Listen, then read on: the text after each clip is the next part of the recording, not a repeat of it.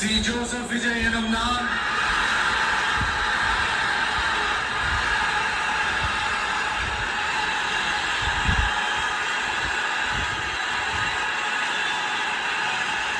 சட்டப்படி அமைக்கப்பெற்ற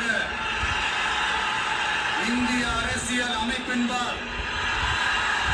உண்மையான நம்பிக்கையும் மாறா பற்றும் கொண்டிருப்பேன் என்றும்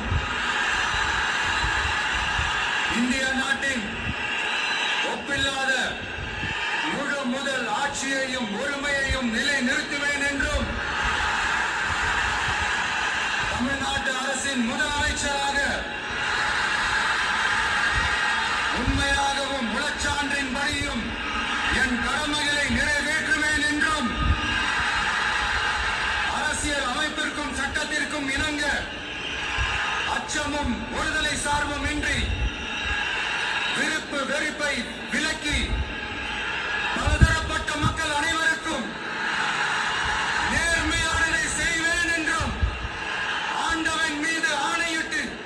உறுதிமொழிகிறேன்.